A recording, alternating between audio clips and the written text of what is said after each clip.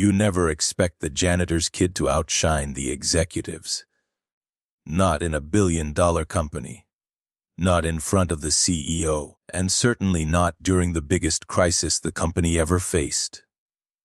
But what this boy did in under a minute changed everything. He walked in with worn sneakers, carrying nothing but a small backpack and a lunchbox his mom packed. But when he opened his mouth, even the engineers fell silent. What followed wasn't just genius. It was a moment that flipped the boardroom on its head. It all began with Cynthia Bell, a 38-year-old single mom working as an overnight cleaner at Winton Technologies, one of the top AI firms in the country. Cynthia had been cleaning offices and conference rooms for 14 years. Mostly invisible, mostly ignored, but what nobody knew, what not even her supervisor bothered to ask, was that Cynthia had a son named Elijah. And Elijah wasn't ordinary. By 8, he had taught himself calculus from YouTube. By 10, he was building AI models from an old laptop Cynthia found discarded in the break room.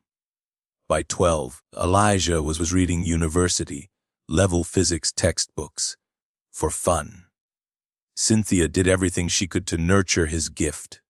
Despite barely making rent, despite having no connections, no savings, and no time, she worked 2 jobs and slept 4 hours a night. Her only dream, to get Elijah somewhere safe, somewhere brilliant minds would see him. But they didn't, not until the day everything collapsed. That Thursday, Winton Technologies was in chaos. The AI model they'd spent 2 years developing, a $100 million investment, was failing. Investors were breathing down their necks. The CEO, Richard Carver, flew in from San Francisco for an emergency meeting.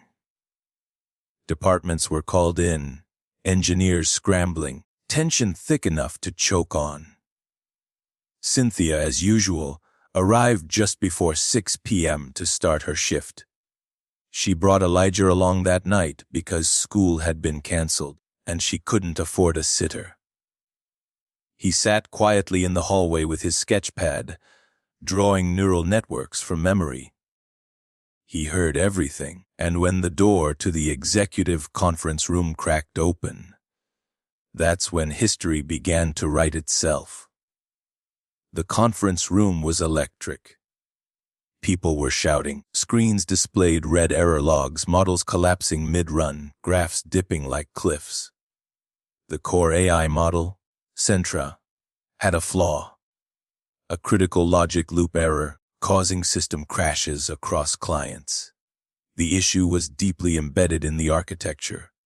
Months of work, millions in play, and no one could figure it out. Cynthia moved quietly between floors, vacuuming and wiping tables, her son waiting by the vending machine outside the main lab.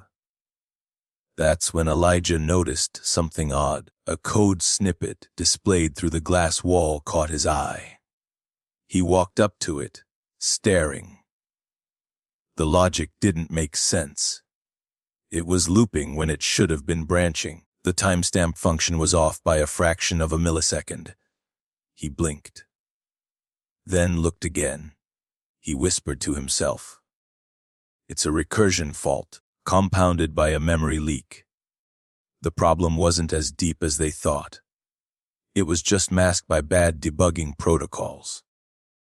At that moment, a junior engineer named Ruben stepped out to take a call. He spotted Elijah standing close to the board and frowned.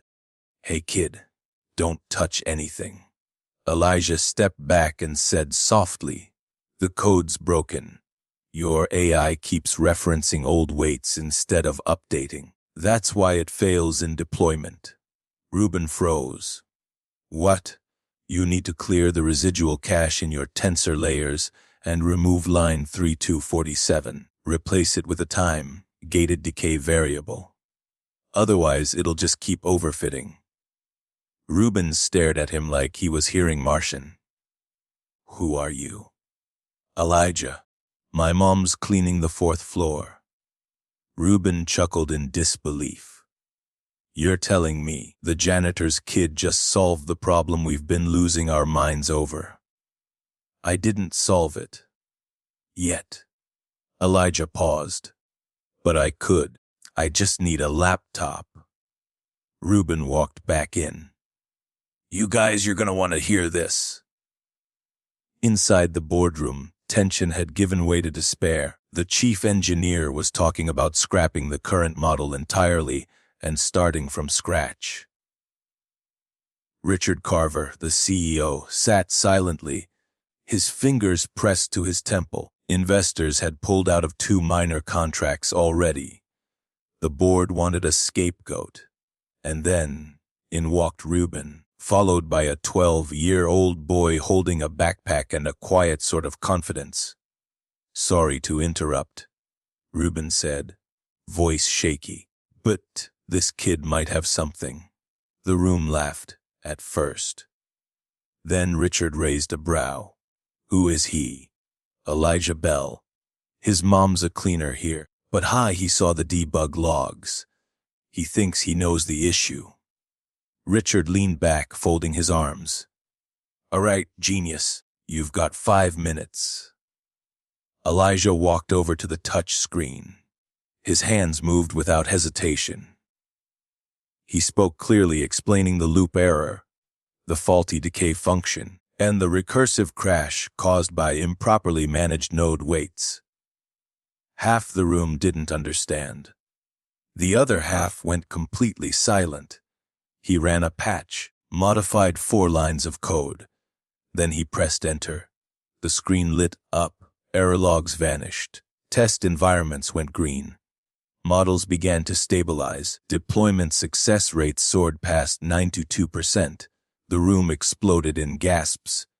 One executive literally stood up and whispered, "That's not possible." But it was. Elijah had done in 47 seconds what 100 engineers couldn't do in a week. Richard Carver slowly stood up. He stared at the kid like he was seeing the future itself. Where did you learn this? I just like solving problems, Elijah said softly. And your mother? She's the reason I'm here. Richard nodded slowly, then did something no one expected. He turned to Cynthia, who had just arrived outside the room, looking horrified. Mom, he said, can I talk to you about your son's future?